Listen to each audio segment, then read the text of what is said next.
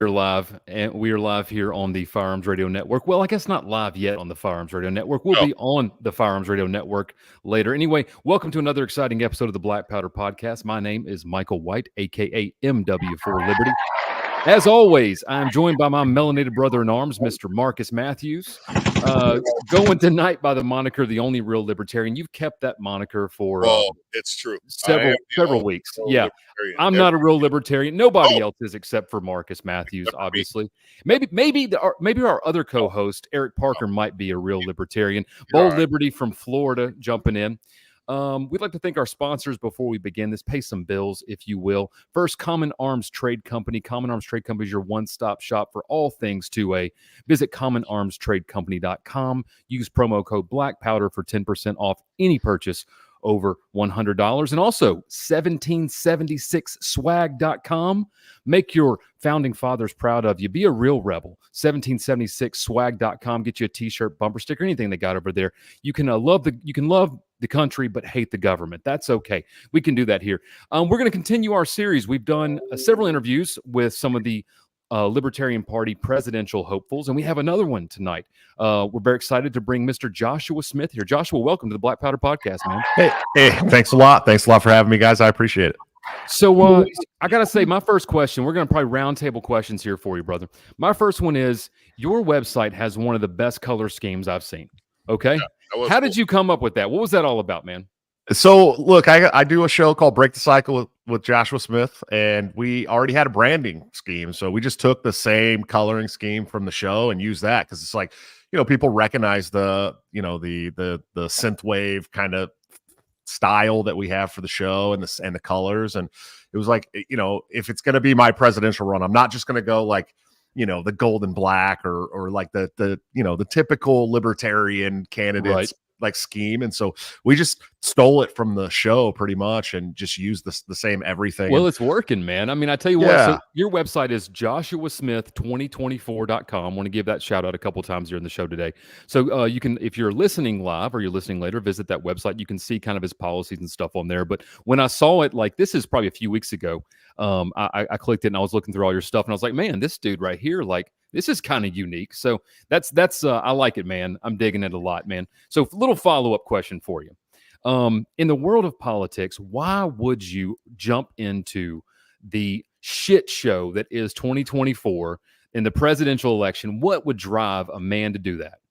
Sure. So, well, look, it wasn't I didn't expect to do this last year, and as most people know, I was on the Libertarian National Committee for 2 terms as an at-large representative from 2018 through 2022. Ran for vice chair in 2022 and was elected. Of course, I famously resigned for many, many reasons that I've talked about on tons of podcasts now. For a while, I kept my lips tight. I didn't want to throw anybody under the bus, but some things came to light, so I was just like, I'll say whatever and tell people how it is. And so for me, it was Dave Smith, man. I was like, Dave Smith is the guy. I'm going to get behind Dave Smith if he runs for president. We haven't had anybody that talks like that I feel like could reinvigorate that Ron Paul revolution. At running and in my time with the party, at least since 2012, 2013, and then 2016, of course. But I just was like really excited about that. And I think a lot of people were really, really excited about the thought of a Dave Smith presidential run because he's not that stuffy, like suited lawyer guy, right? Like he's the comedian that tells people the way it is, and he does it with humor and he does it boldly and he's brave about it.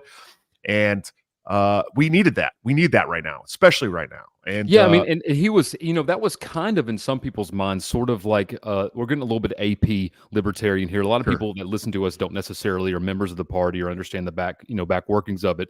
But that was kind of the Mises promise, almost kind of, or the unsaid promise, right? Was that you'd have a Dave Smith or somebody running. So you kind of said, hey, the vacancy is going to be there. I'm jumping into it. Well, it was like this. So I had a lot of people over the last 2 years ask me to run for president.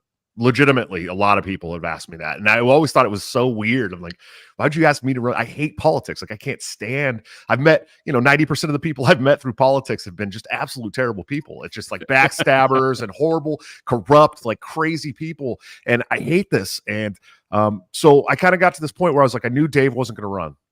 He hadn't announced it, and people were talking about it. And it was just kind of like one of those things where we're like, I don't think this is going to happen. And I had tapped some other people and said, hey, you got to run. Nobody's running. I asked Michael Heiss, like the Mises Caucus people, like, who you guys running? They're like, well, we're still waiting for Dave. And I was like, all right, you know what? If nobody's going to do it, I'm just going to put out like a statement and say that I'm doing it, file with the FEC and see what happens. There you go.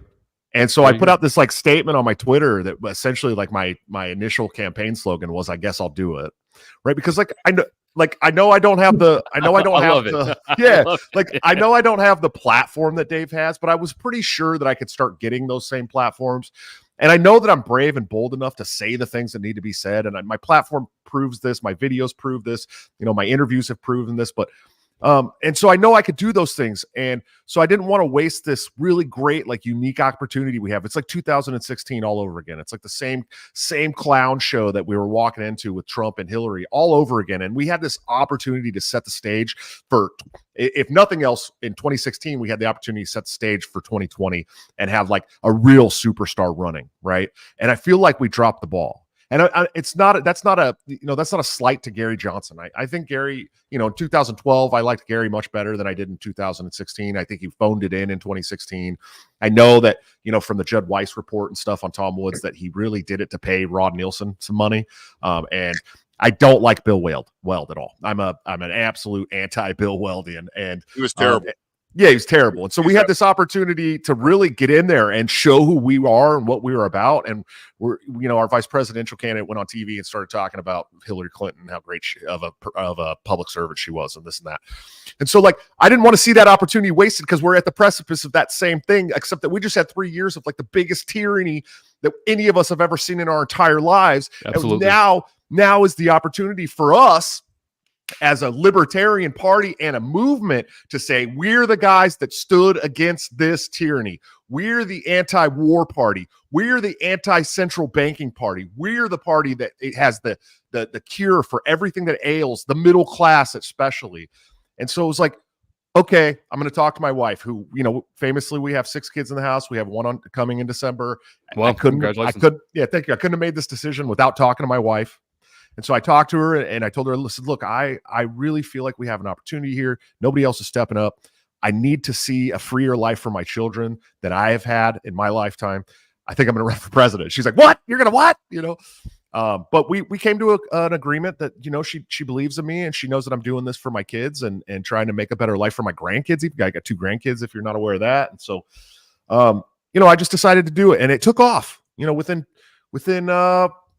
48 hours, we had 50 people on the campaign team and a full working website. And then we were raising money 2 days after that. And so it's really taken off, and I've traveled a bunch. I've been to Denver and the East Coast and Florida, of course. And I'll be in this weekend. I'll be going back for my second time to be on Timcast on Thursday.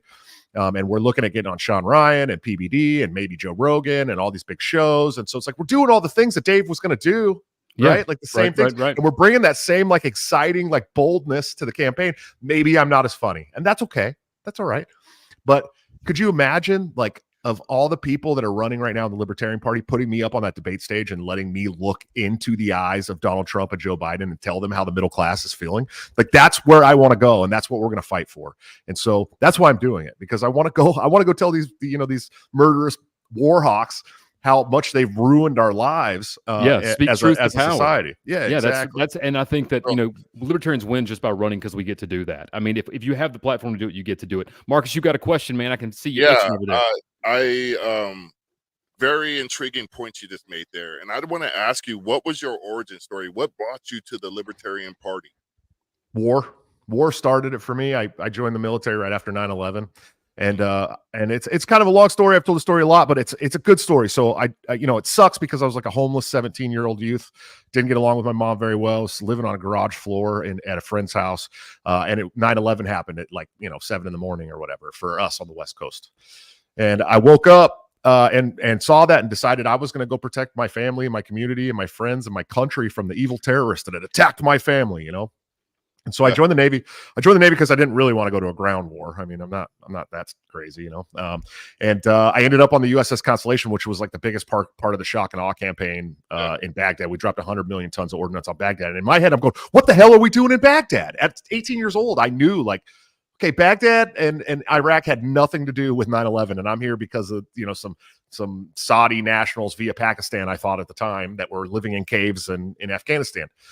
And so it really jaded me because we dropped 100 million tons of ordnance on Baghdad. Baghdad is a big city, just like Oakland, where I'm from, right? Where there's kids and so there's like kids and family pets and they have dreams and goals and aspirations, and they play team sports and they do all these same things that we were doing, and now we're leveling their city, and it was disgusting to me. Like I don't know how all of my shipmates in the Navy felt at the time, but I know for me it jaded me on the military industrial complex immediately. And that's not something that I didn't know what the military industrial complex was. But I got out of the military in 2005, and I found Ron Paul in 2007. And this man was my leader. He was my North Star. He spoke exactly the way that I felt. And I didn't know what libertarianism was. I didn't know who Murray Rothbard was. I knew who Ron Paul was, though. And so I was going to make this man the president of the United States of America. And I joined his campaign team in 2008 in California, worked my ass off with these terrible lefties in the Bay Area where I'm from. And it was very hard, but I fell in love with this man. But I watched the way that the GOP treated Ron Paul, right? And it was really bad. I mean, they were arresting his delegates at the caucus in New Orleans and Louisiana. They changed the convention rules at the National Convention famously to keep him out of all kinds of stuff. And so I was like, the Republican Party has left me. That's it. We're done. I'm done with the Republican Party. And so I left, but I stayed registered a Republican voter, but I joined the Libertarian Party in 2010 and switched over. And then of course in 2012, I saw Ron Paul going forward again. So I went and worked for Ron Paul again. And then 2015, I saw this lead up, and I was done with the Republican Party entirely after 2012 entirely. I never even went back to help any candidates that ran Republican. And I joined the party again in 2015, decided I was going to be libertarian, and I went to a libertarian state convention in Washington State where I lived at the time, Southern Washington. And I was the only person that showed up from my region. So they're like, you're the new region rep. There you go. No idea what that meant at all. But I learned how to build, county affiliates and start, getting people involved. And I really became very good at recruiting people to the cause and the party. At this point, I had read all the great books, and then in 2015, 2016, and then Nick Sarwark, I was watching this guy, Nick Sarwark, and I was a fan. I was like, this guy's cool, man. He's giving great speeches. He's pretty savage. I like this guy, And then all of a sudden he started attacking my heroes like Ron Paul and Eric July and Dave Smith and all these people. And I'm going, what the hell is going on here? This isn't right. I can't have this guy be the face of the libertarian movement in America. And so I called a bunch of my friends that were bigger name libertarians from the publications we had done, like Think Liberty and stuff, and becoming a part of being libertarian. And everyone said, no, you're crazy. He's the most popular chairman in the history of the Libertarian Party. And I said, all right, well, if you're not going to do it, guess what?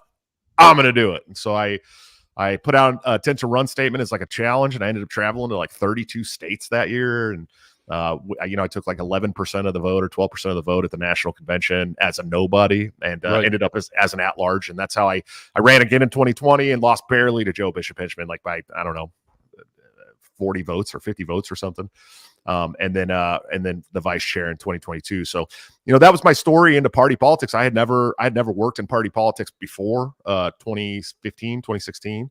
And I found that I'm pretty good at recruiting, and I'm pretty good at like getting people in a movement hyped up. And, I'm hoping to bring a lot of that same energy to this campaign and hope that it makes a difference. That's all it's about. It's not about my ego. I promise. I know people will tell you that, but it's not. That's a pretty common origin story for, people that are around our age. I mean, I was 19 when the towers went down. And so, I mean, Eric, you were kind of right around the same time, right? Mark's a little older than us, but I mean, that's a lot of people came here from anti-war. And of course, we have all this stuff going on now, right? Eric, what you got from my man Josh over here? So I think you mentioned a little bit of Michael Heiss in the Mises Caucus earlier. You, correct me if I'm wrong, you were a Mises Caucus member before deciding to run, or were you just Mises friendly? Oh, I've been in the Mises Caucus since basically the day the Mises Caucus started. I was their first endorsed intra-party candidate in 2018 when I ran for chair, and then they endorsed me again for chair in 2020. I was the candidate committee chair for the Mises Caucus that tasked with helping them find candidates to endorse. I helped recruit for the Mises Caucus. I helped fundraise for the Mises Caucus. They were my guys, man. They were my dudes. And still, even though there is this rift, very public rift that a lot of people know about right now, I still believe that the caucus is, if you're gonna come in and you want to be part of that Austrian tradition, I don't know another part of the party that has that Austrian tradition. And so, I still say very good things about them, even if I have some problems with a couple old buddies of mine.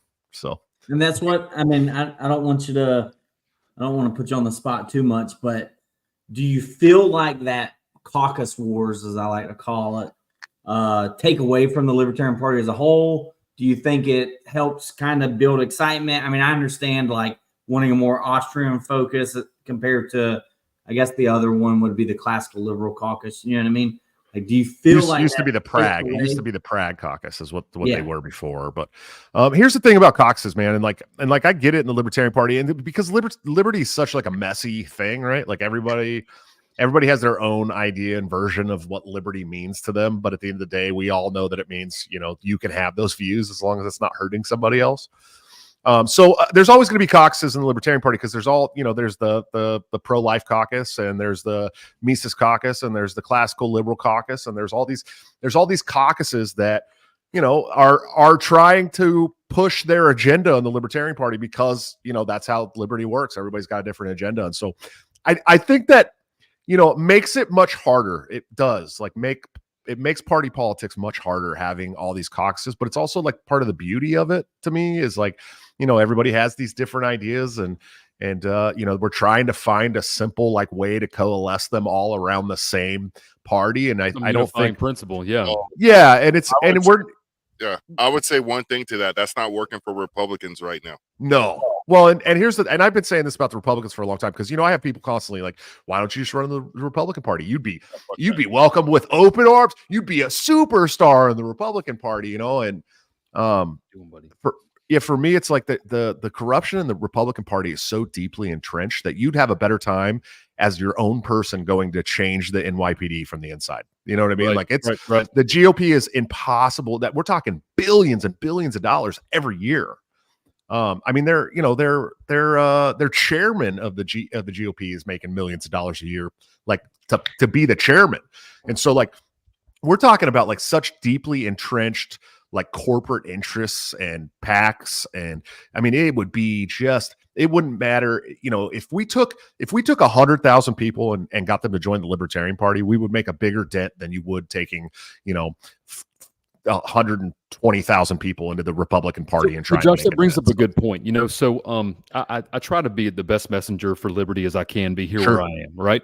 And I've been given some opportunities that have been good for that. I guess host a local radio show here. It's got a pretty large listenership.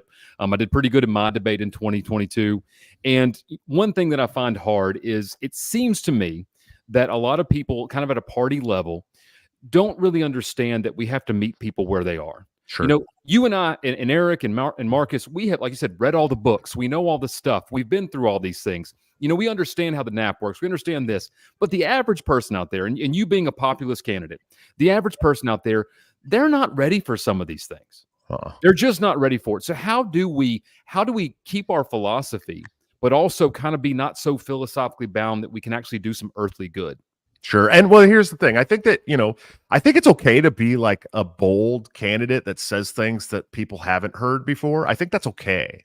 And I came under some fire a couple weeks ago with Dave Smith about this, saying, I got into a debate with Michael Rechtenwald and they got into the topic of Ukraine. And like I know the history of Ukraine and the history of Russia. And I know that, we signed the trilateral agreement in 1993 with Bill Clinton and this kind of bound us to protect Ukraine and in this agreement, when it came up in the debate, Michael Rechtenwald kind of droned on and on and on about the history and this and that. And when it came to me, I said, I don't think people care about the history. Right. Honest to God, like I really don't believe that the blue collar, like working middle class of America cares about the history of Ukraine at all. But what they do care about is how much these wars are hurting them. You know what I mean? And so like, for me, that's the populist message, right? Is like, and why I've been good at it and why I've been able to kind of connect with, especially the middle class on this and just the regular people is because I am. that person, right? Like I am the middle class. I am the blue collar working guy that gets up and puts boots on every day and goes to work like a normal person. And like, you know, I care about those things and I read the philosophy, but it took me a lot of years, like a lot of years, because, you know, 15 years ago, all I cared about was the message of anti-war. Right. If you, right. you know, it took Ron Paul, you know, 100 interviews to explain to me what the Federal Reserve was doing to my life. And most people don't care about the Federal Reserve either. That's the problem, right? So how do we explain to them like, hey, this warfare state that you hate is actually being propped up by this giant counterfeiting machine that, you know, steals your wealth through a tax called inflation. Endless war and endless monetary printing. They kind of need each other. Boom, they need each other. Starve the state, you starve the warfare state, right? And so like I had to think about how I would process that had I not read all these books, right? And that's the message I'm trying to put forth, because I think that that's the winning message when it comes to talking to normal everyday people. And so I think you and I, you know, we have the same view. We have to talk to people where they're at. I think that's very, very important. But I think we could still say crazy things to people as long as we're telling them in a way that they can digest and understand how it's hurting them. Yeah, right? man. You know, sure. Yeah, absolutely. Yeah. It's just, you know, a lot of these things, they kind of get lost in translation, right? Sure. You know, and you have like, there's multiple views of libertarianism. And of course, we have ours, but the average person in the public doesn't know a lot about it. And the ones who claim they do are like the most misinformed people ever, right? Like they think we're Republicans who like weed, right? Or we're Democrats that like guns, you know? Yeah, we do like those things. Yeah. And so, you know, how, you know, that's really for, you know, what I see, at least for me, is how do we get that messaging to be better? Because I want to grow the party just like you do. I want to see people put into office, you know, especially at the local level where it really, really matters.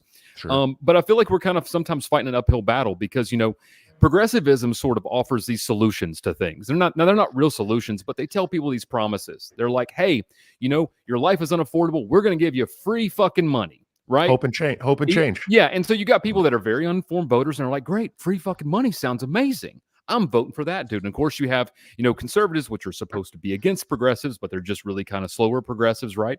And their solutions. Yeah, their solutions are always, you know, hey, we're going to return to these old values and, you know, we're going to be fiscally conservative. And they do. And they just lie every single cycle. And then it's like people are just, they have this selective amnesia. And so you got to like shake them and wake them up. But man, sometimes it's hard, dude. I mean, it really is. I mean, so how do we get, like I said, how do we get the Libertarian Party behind a single principle? Is it possible or is it just not going to happen? I don't know about getting the Libertarian Party behind a single principle. I think that getting them behind an exciting movement is definitely a must. And I think, you know, that's why the Mises Caucus and others that have come around in the last couple of years were so big on like reinvigorating the Ron Paul revolution, right? Because like anybody who was a part of those campaigns remembers how fun it was and how exciting of a time it was and how much like you'd show up to these events and there'd be hundreds of people there and you're like, wow, this guy's really kicking butt, you know? And so like, that's what I think is the most important, is that we are able to start a movement. We don't all have to coalesce around the same exact principle. Like, right. There's going to be people that are like, you know, pro drugs. And there's going to be people that are like not pro drugs, but think the government shouldn't regulate them. Right. And like there's going to be differences of opinion there. And that's okay. Sure. As long as it's not like, you know, full blown Marxist Leninist communism, which I can't stand in my life. But so I think that that's really important, but I think that we can reach people. And this is why I keep saying that I'm a populist candidate in America First too, right? Like I said, I'm the first America First populist presidential candidate for the Libertarian Party. And people are like, whoa, dude, that's crazy. You know? And I'm like, no, it's true. Because look, as an American trying to govern other Americans, which, you know, none of us actually wants to govern anybody anyways as a libertarian, right? My only duty is to the working class, like normal people of America, right? And they're the ones that are being hurt the most by government policies. And so, like, if you could tap into what policies are hurting them the most and offer them what you're talking about, hope and change, we know that brings people to the ballot box, right? Obama definitely proved that hope and change are the two most important things to Americans, right? But if we can deliver the message in a way that resonates with people, right? Like about this warfare stuff. And if we can, I'm Christian, right? So like, I know I can reach the Christians. I know I can talk to the blue collar working class people very well. I grew up at very low income, like in the hood, right? Like I can go and talk to anybody, even the real rich people if I got to. But like, those are the people that, we need to get more involved in politics. Unfortunately, very hard to do. But we can do that if we just have this like America first. Like, we know that these are the things that are hurting you. How would you feel about having more of the money that you work really hard for back in your pocket? Right. How can we give them that message in a way that they understand? Well, first of all, we can start off by not being like a senile geriatric, lifelong politician. That helps. Then we can show people that we grew up and are just like them, and that we are working to change things because it's hurting our families too. And so that's where we're going, man. And that's the whole goal of this campaign is to. Marcus, leave that comment up. Yeah, Kenneth Blevins from Oklahoma says hope and change. Oh, what the up, policies Blevins? left me with no hope, and inflation left me with no change. Yes, exactly. Yeah, I love Kenneth. Yeah. Marcus, I what love you got, Kenneth. man? I see you over there itching for a question, man. What you got? Well, I was looking at on your website, which is actually, like Michael said, it's pretty awesome on issues. One thing I didn't see, and you said something about this earlier, you called them drugs. And I have to be honest, that sounded like my mom when I was Oh, sure. She was like, "Are you still smoking those drugs? You smoking the drugs?" We're dare kids. I was Marcus. like, we're dare kids. Being a fellow Californian, I just wanted to point out everything above Santa Barbara is South Oregon. So Sure. I only thing out of the Bay that was super cool was E40, Hieroglyphics, and Too Short. There's a few other guys. Oh, come on, Richie Rich. We can do this all day, dude. Yeah, all day long. We can have a Drew Down, San Quinn, the Loonies, Lower Oregon battle all day. But Shelly Cell. I'm sorry, I could do this all day, dude. I could do this all day. Jacksonville has Limp Bizkit and Leonard Skinner. Oh, great. Thanks, buddy. Yeah. I appreciate that.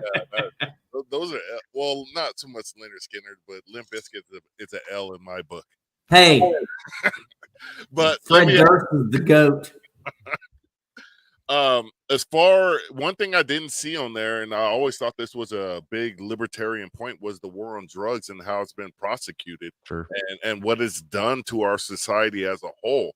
Where would a Joshua Smith presidency take the war on drugs? Sure. Well, first day in office, I would automatically congratulate drugs for winning the war on drugs, because that's what's happened.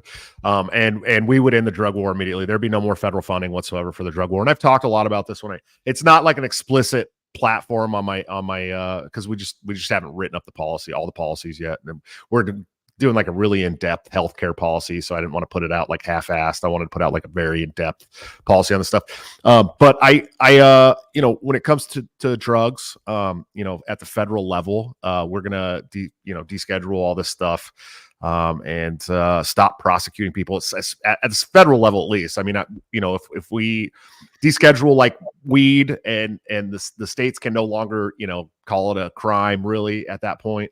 But we are going to end the war on drugs. I think that it's been a massive failure. It's cost us, trillions of dollars at this point. Yeah. And drugs have won.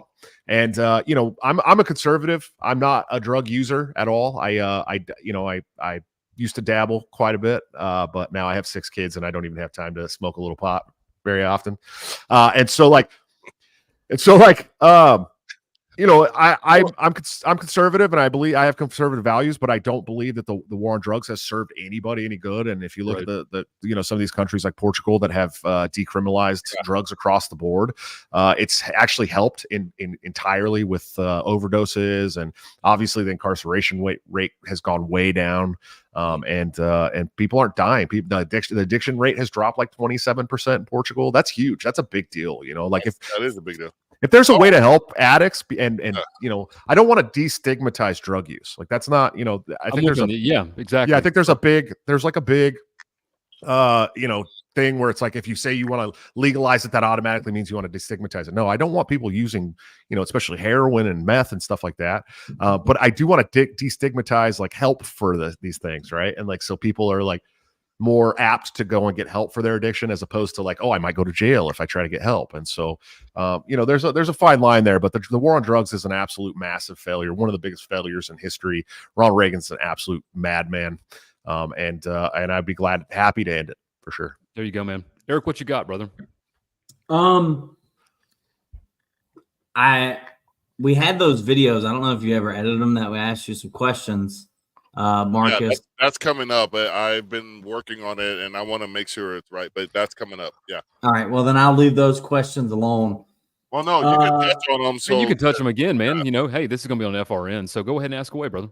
All right. Well, what lasting impact do you think your campaign might have with the Libertarian Party? Good question. Sure. I think, what I think and what I want and what may happen are very different things, right? Sure.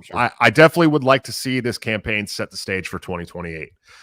Just much like I talked about in the beginning with 2016 to 2020, I am gonna be the best superstar candidate I can possibly be. We're gonna hit as many big platforms as we can. We're gonna do a 50-state media tour, and the goal is a minimum of 5%. Now, a lot of people are telling me I'm crazy for saying we're gonna get 5% when RFK is running and this and that. That's fine. You can say that I'm crazy, but that's our goal. Actually, our goal is 15. Ballot access. Yeah. Our goal is actually 15%, but we'll settle for 5%, right? And so. I'm hoping that, Hold on, gentlemen, I'll be right back.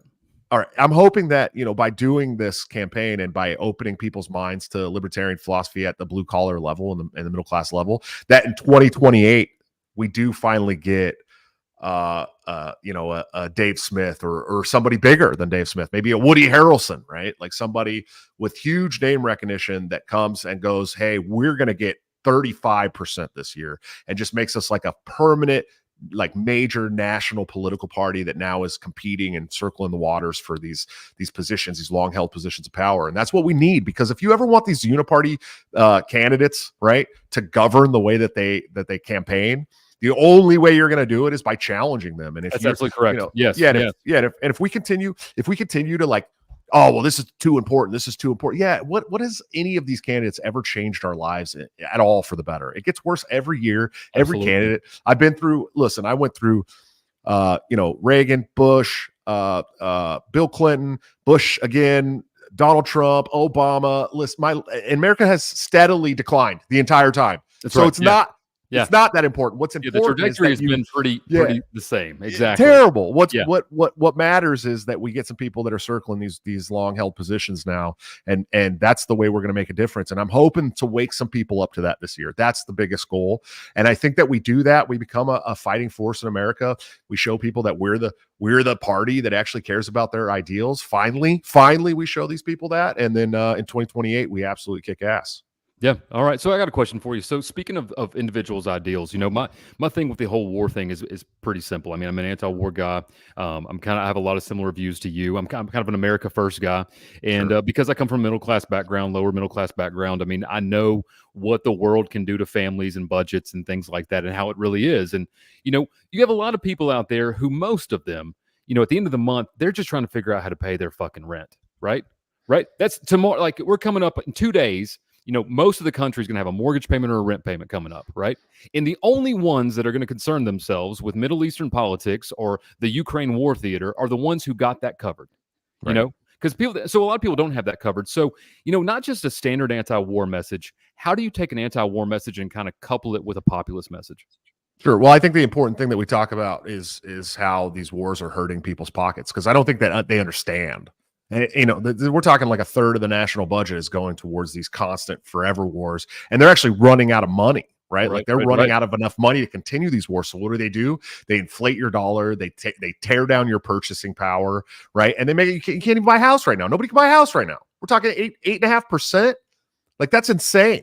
Right. And so, and that's an arbitrarily set number that's supposed to help deflation, right? Like, look, man. America was already like in a deflationary economy. We were on track to being a society that could retire at 50.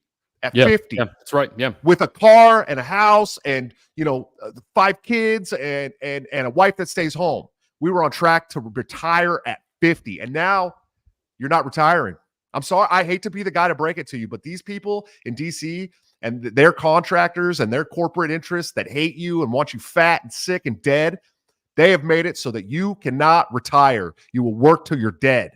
There will be no Social Security when you get there, unless we change it now, right? And so, like, we have to explain to people that, they're these pet projects that are foisted on the world, right, at the expense of brown children overseas constantly. Like, We have to explain to them that that's what's hurting your bottom line. That's what's hurting your pocket. That's what's making it so you can't buy a home or a car or have more kids or have a wife that stays home with your family, right? And let me tell you, as a guy who has a wife that stays home with his family, it's amazing. It's great. You definitely want that life back, right? So we have to talk to them like that. Like tell them, all these things that you want in your life, the government is the reason why you're not able to have those things, Exactly. And you could work harder and harder and harder. But we just had this conversation with a buddy at work today where it's like, okay, well, say we're making $50 an hour, right? Well, then they raise the bottom. They raise the interest rates. Now all the price of goods go up because they have to continue to fund these wars, right? And so like now the guy that's making $50 an hour is really only making like $28 an hour, $30 an hour tops, right? And like, you just have to explain to people that these are the things that are hurting their life. And when you talk about war, it's very important that we talk about war. I think that any libertarian candidate worth their weight that's running at the federal level has got to talk about the warfare state. If you're not, like, don't run. Right. Right. Yeah. But we do have to turn that into a populist message. And we do have to say like, hey, these wars are funded from your pocket. Are you anti-war? Are you against sending money to Israel to continue this war that's going on right now? Oh, you are. That's good. Let me tell you something. All that money that you're sending the government every month that they're taking from you, that they're destroying your purchasing power, that's going to war, buddy. All of it, every dollar, and so we need people to understand that. And I think that, not being a 75-year-old, like, geriatric with dementia that's like on the payroll of all these military industrial complex people, right? Like, I think that makes a big difference. I really do. All right, good deal, man. I disagree with you for one moment on what you just said. And I don't think we're paying for all these wars that are going on right now. I think our grandkids and our great grandkids. Yes, absolutely. Marcus, good yeah. point. Yeah, they've already drained us. Yeah, dry. we're done. Exactly. We don't have shit left in the pot. I agree with you. Yeah, they're creating new pots, and Yep. It is. Yeah, I agree with you. And that's one of the reasons, like I said, why I'm running this campaign is because I've got to change something. Like, if nobody else is going to change something, I'll die trying. I mean, so do you have to kind of like me? Some days you have the white pill, and some days you have the black pill, right? I mean, there's days that I wake up, man, and I'm like, this is pointless. We're not fixing any of this. It's so bad. How do you stay positive on the campaign? I don't have time. I don't have time to take the black pill, man. Dave Smith said this yesterday on the show with. Marcus is mad, man. Yeah, I'll tell you. Listen. For a second, bro. Listen. So Dave Smith said this yesterday on a show with Clint, which was a great show, even though they kind of dissed me a little bit, but that's all right. Well, they didn't. Dave did. Clint was really nice. Anyways, and so I agree with Dave. Like, I have kids, man. Like, I got a family, and I got a legacy to leave, right? And like, I don't have time to take the black pill, because if I'm taking the black pill means I've given up on my children, and I've given up on my grandchildren, and I can't in good faith do that. I have to make sure, it's, and Dave had this really great analogy. Like, imagine someone breaks into your house with a gun and you got your kids there, right? Like, you're going to take the black pill and say, oh, well, we've lost. There's nothing we can do. Or you're going to fight till your last breath. And that's where I'm at, man. I want to fight till my last breath so that my kids have a better, I have this like terrible nightmare of my kids waking up and it's full blown police state for them. And I can't, right. Yeah, man. I can't do it. I can't do it. That's an excellent point. Eric, what you got, man? I see you over there kind of itching too, man.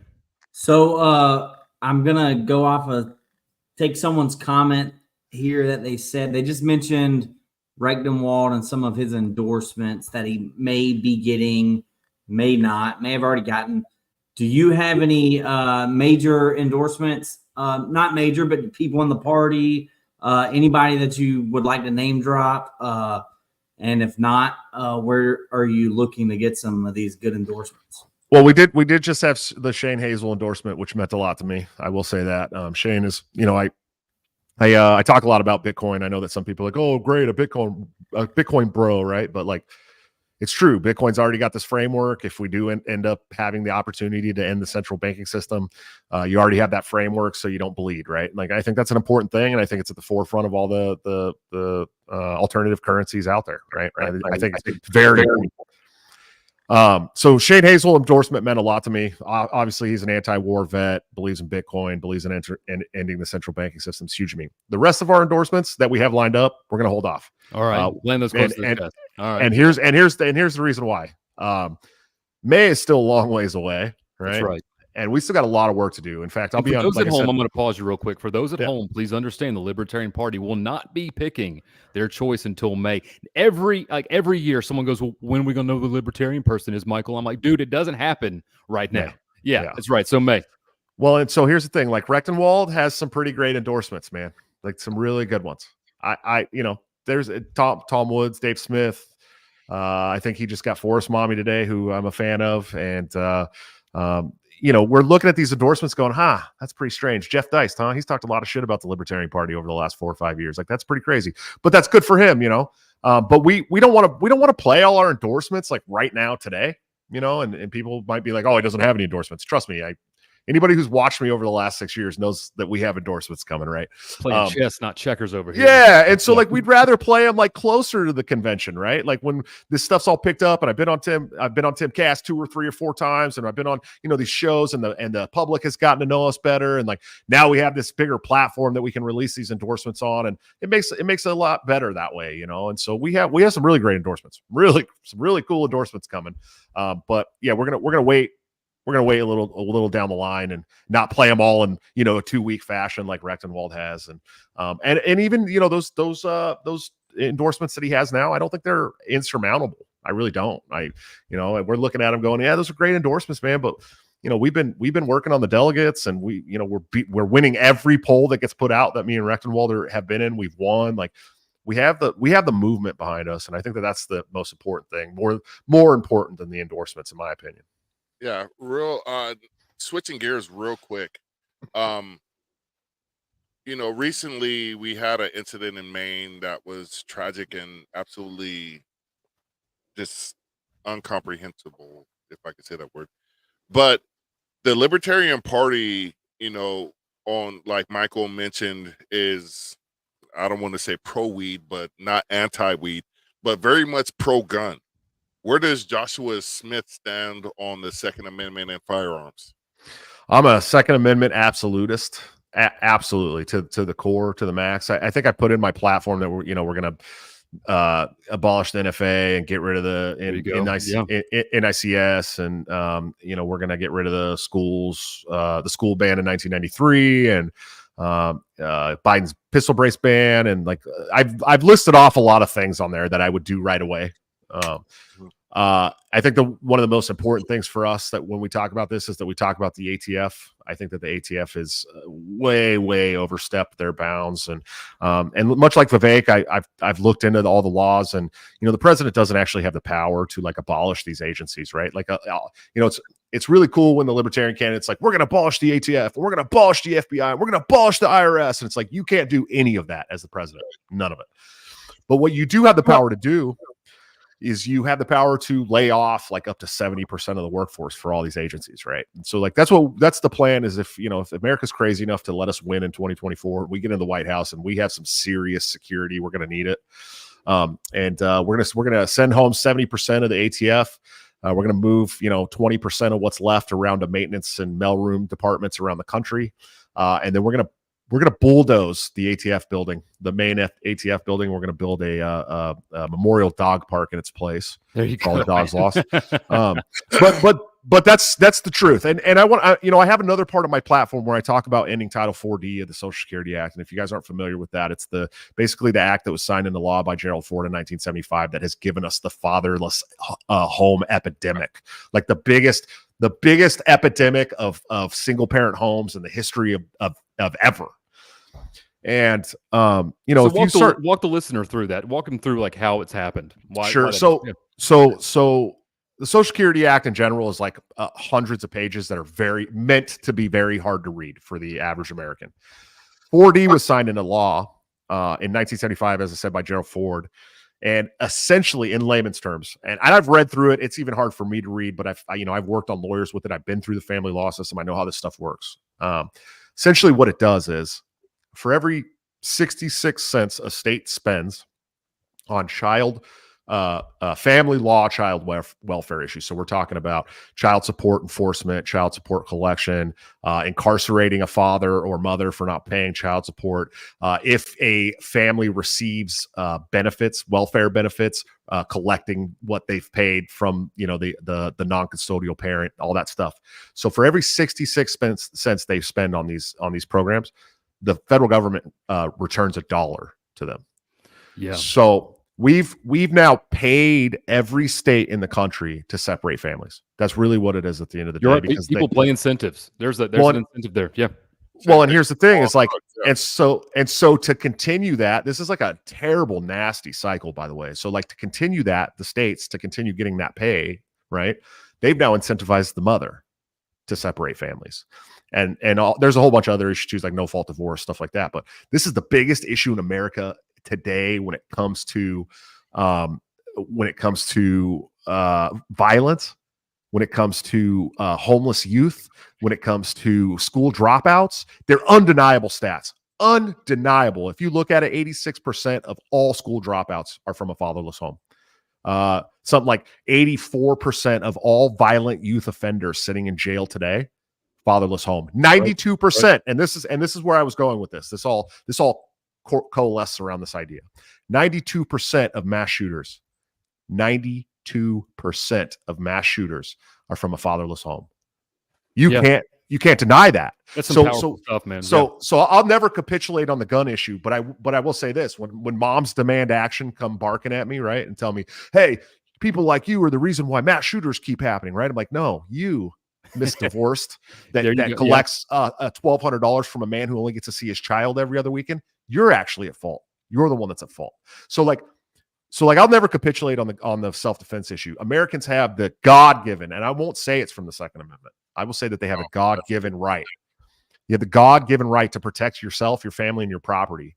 And so, and we get in this discussion of the Constitution. I don't know whether it's helped or actually benefited the government or helped us retain our rights. But the Constitution is not set up to tell you what your rights are. That's not what it was built for. No. It's set up to limit the federal government. It's their rules, not ours. Yeah, exactly. It's a shield, not a sword. Exactly. Well, I like the fact you brought that up, though. Hold on, I'm gonna interject. I like the fact you brought that up because Marcus and I talk about this a lot, about the fatherless home epidemic. Marcus, how many conversations have we had? At least because if you look at demographics of crime, like you just said, I live in Little Rock, Arkansas. Okay. Oh, sure. Little Rock, Arkansas has a lot of violent crime, right? And people will say, oh, there's so much violent crime. And the truth is that there's typically one demographic that is causing most of it, right? But here's the problem. People, the same demographic and other socioeconomic stratifications aren't shooting each other.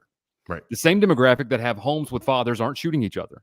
Right. And so I think that's a great point to bring up. I really like the fact that you focused on that because that is one thing that I don't hear enough from other candidates because it is a root cause of so many issues. Marcus, what you got, brother? Well, what was I going to? Oh, about the ATF.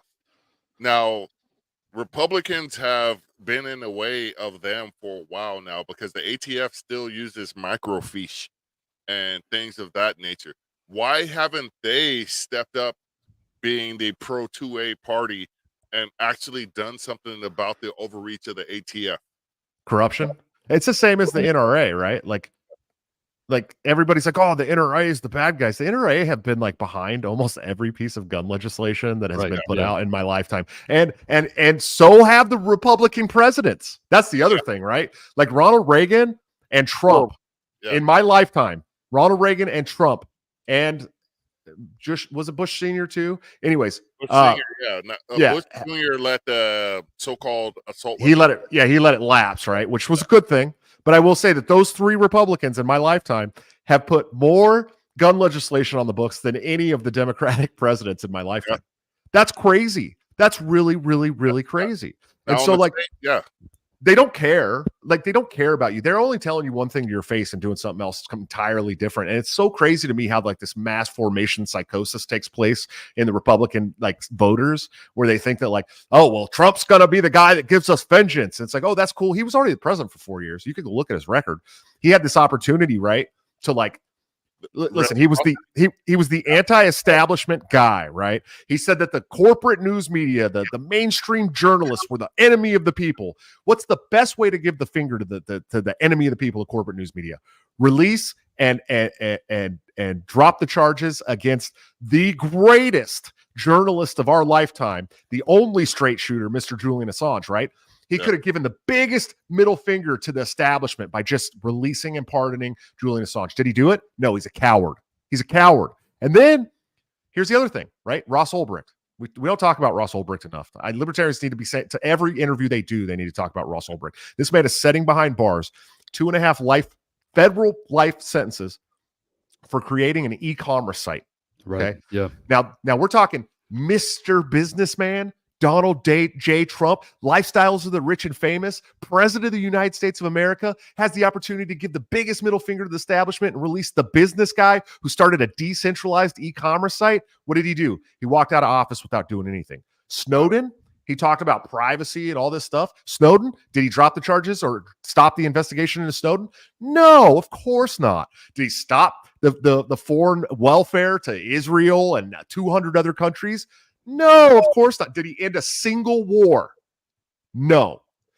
So, like, when people try to tell me, "Oh, you're taking votes for Trump," good. When then I don't have to say anything about Joe Biden. We all know Joe Biden and the Democrats are terrible too. But like, what have the Republicans done for you? Like, it's great. They do really good in states. I'll say that right now. Locally, I live in Iowa. Well, they don't do shit here, but just You're in Arkansas. I live in Iowa. We famously in the last election didn't send a single Democrat to Washington. We're the number one school choice state. We have constitutional carry. They're now working on a bill to nullify all federal gun laws in the state of Iowa. Yeah, we got those things. Yeah, we got some good things going. Can't smoke weed. You'll go to jail for smoking weed. Yeah, we got taxes on taxes too, man. How many times do you pay taxes on a car where you are? Just once. Just once? Okay, it just never fucking ends here. Our taxes are actually not so bad, except for property taxes, like the 5th highest in the country, which is really weird to me. Most amoral tax there is, probably. They might be not in your paycheck, but they will be on your property because Texas rapes you. Oh yeah. Yeah. So yeah, but so like Kim Reynolds through COVID, she outlawed the mask mandate, told businesses if they wanted to continue to operate in the state of Iowa, they couldn't force vaccines on their workers. Like, they did some good stuff. She did some really good stuff, right? Like, so like at the state level, they do all right, but at the federal level, like the corrupt like entrenchment at the federal level is insurmountable for anybody. There's no way they're ever going to do what you want them to do. I mean, look, your favorite guy, Matt Gaetz, is coming out in support of sending troops to Israel. I mean, this is where we're at, man. Every time you vote for somebody at the federal level, you get John McCain. Yeah, period. Exactly. And this is the part that I would like voters to understand. And if you're listening, if you're a duopoly voter, please understand this. You only have to have one customer to be a successful company anymore. And that's the U.S. government. Yes. That's all you got to have. If you want to make $1 billion trillion, just have one customer. That's the federal government. And so in the two biggest industries, defense and pharma, they get more of your and I tax dollars than any other industries. And they fund the campaigns of Democrat and Republican candidates. Yep. So let me ask you a question. Do you really think that Matt Gaetz, who has his campaign funded by these people who get a ton of money from the federal government, is actually ever going to cut federal spending? No. It's not going to happen. He'll get up and say it. He'll give a good speech for a donor email, but he's never actually going to vote that way. And that's why, so in the middle of the night, when a 6,400-page omnibus bill comes out at the end of the session and nobody has a chance to read it, they pass that shit. Because you know what? The people who pay them to be there make them pass it. And if they don't, they're out of a job. I call it the budget conundrum. And somebody could steal this if you like, but we learned this with the ATF in Waco, Texas, right? They were coming up against budget constraints. They were getting ready to go committee to have this hearing about what they would have for their budget. They were all afraid they were going to lose a bunch of their budget because they hadn't spent all of it the year before.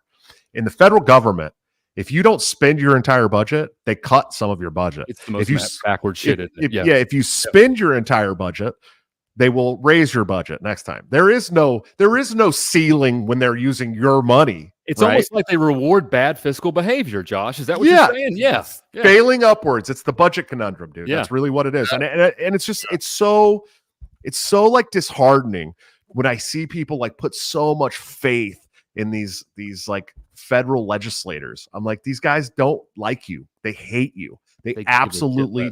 They are going to like DC piss orgies every night and laughing about what they've said all day long, right? Like they're it's all theater. They hate you. They want you dead. And the only way we're ever going to defeat them is to try and change things at the top and nullify every single thing you can at the bottom. There you go, man. We're coming up on here on about an hour, so I want to get one more topic in. And we had a comment on this about consumption-based taxes, okay? So in your platform, of course, funding, taxation is always a big thing for libertarians. We talk about it a lot. There's a lot of different views on how to fund things. There's some people out there say we don't need a government, period, right? But the truth is meeting people where they are, most people can't wrap their mind around there not being some kind of government. And so how do you fund government in a Josh Smith world? What is the way that you fund it? Well, first of all, we're getting rid of the IRS. We're getting as much as possible of the IRS, and we're cutting the income tax. And that's that tax act specifically. I know that we could get rid of that. Yeah, that includes capital gains, estate, and the payroll tax. That's all. The income tax is, right.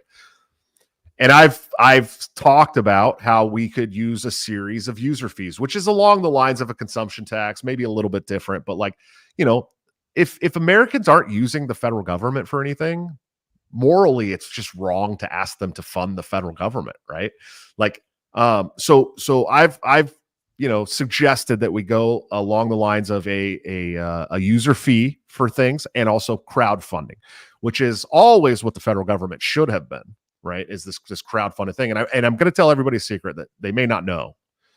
Prior to 1913. Right, the institution of the Federal Reserve, prior to the Federal Tax Act, prior to the 16th Amendment, we still had a federal government that still did things. We still had national defense that still went to war.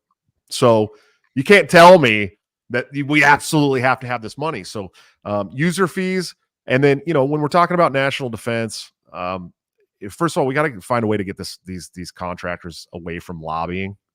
To continue to make money off of war. That's got to stop. I don't know how exactly to get that stopped yet. That's something that I'll have to work on with a bunch of economic advisors. But I do know that as Americans, there's many Americans that are very patriotic and love their national defense system. And I believe that if you went to America and said, "Hey, we're gonna put more money back in your pocket. We're gonna stop taking all your money from your income. We never should have been taking this in the first place. It was only supposed to be temporary to help us get through a war anyways." And it was a very low percentage too. Of right? course. Like it was promised to be just a very, very small amount and temporary, Josh. Yeah. And eventually it was up to 80% for some of the top wealthiest people in the world, which was really in the country was really crazy. But anyway, so if you like your military, you can keep your military. All we ask is that you send us $30 a month. That's your national defense credit, right? You want to keep a military, you fund the military. That's all. And I believe that there's enough patriotic Americans in here. If we had closed all of these bases around the world and we bring our troops home, which makes us a safer nation, by the way, in case anybody's wondering. Yeah, much safer nation, as opposed to having 3/4 of our military abroad, right? And so we talk to the American public and say, "Hey, you want a safer nation? We're going to bring our troops home. We're going to stop fighting in all these wars. You want your military? You can keep your military. Give us $20 a month, and we'll keep our national defense." I guarantee you, there's enough people in this country that would fund that, no problem. So. Yeah, word. So, Marcus, Eric, any burning desires for questions before we close? Let Eric bring about his closing statement first. I had one quick question. You don't have to answer it if it's going to catch you off guard, but hypothetically, if you could choose your vice presidential running mate, who would it be? Clint Russell. All right. No doubt about it. Yeah, no doubt about it. It would be Clint Russell. Larry Sharp would also be very great for me, and we I think that me and Larry are going to have a sit down soon and talk about that. And there's some stuff floating around out there that maybe we pull Woody Harrelson as the vice presidential candidate. So keep that in mind. That may be a thing. All right. There you go. So those are kind of my top three right now. And I know that Clint's not going to do it. I've also talked to Scott Horton about doing it. He absolutely refuses, but I've tried several times. He was great on Tim. He was great on Timcast the other day. My favorite, man. He did a great job. I sent that to several people, and they were like, "Wow, this is solid messaging." And I was like, he's a Rolodex of foreign policy. Dude, nobody's better. I'm wondering if he already got like an advanced, like one of those neural links. He's already like the beta tester for it because he was pulling facts out. I was like, "Where, dude? Is this dude Wikipedia?" He stays up till like 4 a.m. on Dr. Pepper and weed all night, studying. I'm telling you, man, like every single night. He was absolutely killing it. Marcus, you got anything left, man? Yeah, I just wanted to ask, and I'm gonna lead like Eric did. You don't have to answer this if you. I'll answer whatever, buddy. But you need to answer this. Of the declared libertarian candidates that are making the rounds right now, which one do you like the most? Yeah, good question. If it's on a personal level, probably God, it's so weird. Okay, so like I don't like Rechtenwald. Like he's been caught like in too many lies, man. Like way too many lies. He's kind of an asshole.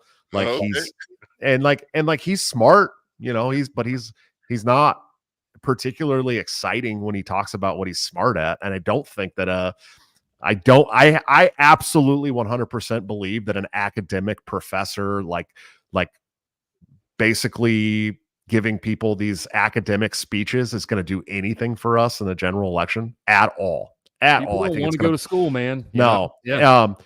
But I think that like he's knowledge-wise, he's probably, I think as far as policy and knowledge-wise, he's probably the best of the other candidates. I think personality-wise, I like Mike Termott and Chase Oliver, and I even liked Lars. I even thought Lars was a really cool guy. Yeah. I think that I have a different critique of everybody. Sure. I think that Chase Oliver knows his stuff and has the best like prepared canned talking points. But they're canned. They're very canned. He's definitely a good public speaker, though. You can't take that from him for sure. I think Termott has some of the best, like actual federal government knowledge because he's never had like a private sector job before, you know. And so I think that, you know, he's really in tune with like he knows he's worked in the Federal Reserve and stuff, so like he knows how all the ins and outs of that stuff works, which is great. I think he's also a good public speaker. Lars is Lars. I think Lars is cool. This unrigged the system thing is pretty cool, but I don't really know what his platform's about. To be clear with you, I don't really know. So. Dig into it. He's got some good. I think on a policy basis, I really like Lars's policies. Sure. They're very practical and applicable, and I like that. Right, but it's, you know, I'm with you, man. There's who knows what the magic formula is to get that 5, 10, 15%. Obviously. None of us know. I'm glad I'm not a delegate man, because they're going to have a hard decision in May. I think it's going to be a tough thing. I mean, I really think it is. So anything else, guys? Y'all got it? Yeah, I would like everybody I would like Josh to tell everybody how they can get in contact. There you go. Yeah. I was going to get to that. Platforms. Yeah, I know, but I wanted to cut you off. I wanted to steal some of your thunder.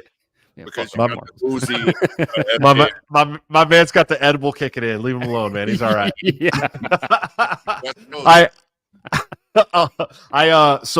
So you, of course, we got the campaign website. Please go to joshuasmith2024.com. There's like several things you can do there. You can become a volunteer. There's a volunteer sign up form there. We got a great group, man. Like one of the best campaign teams I've ever seen in the Libertarian Party. It's like grassroots, organic. People just do the things that need to be done. There is like, we have a campaign manager, but they don't have to like go and talk to people. It doesn't get all serious. Like we really have a good time, a lot of fun. They just put out whatever graphics they think are cool. Like it's totally organic and fun. So if you want to be a part of like a really cool, like easygoing team with a great chat, join us. We've already got like 200 members on the team, so we're doing really well. There you go, man. We definitely need money. Listen, libertarians, I need to tell you this. This is a talk that we have got to have.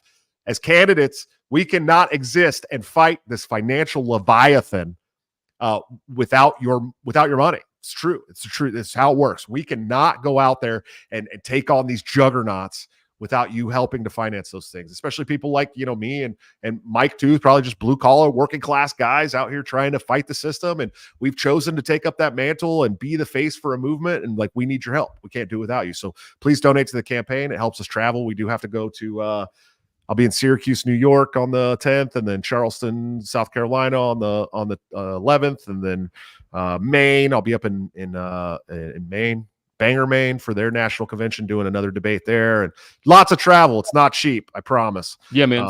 So y'all heard that. JoshuaSmith2024.com. Find all your socials there, right? You got Twitter? No. Yeah. So yeah, you can find Twitter at Joshua at Large, and then I do have a Facebook page, Joshua Smith for President. So you guys can check all that stuff out. All right, sounds good, man. We'd like to thank our sponsors one more time. Again, Common Arms Trade Company. Visit them. I love shopping their website. Anyway, use promo code Black Powder for 10% off any purchase over $100. Also, 1776swag.com. Go check them out. Thank you for tuning in to another episode of the Black Powder Podcast here on the Firearms Radio Network. Marcus, take us out, man. I would like to ask everybody these solemn words. Would you like to live free Or die? or There you die? go, man. Take us offline, buddy. Peace. Peace.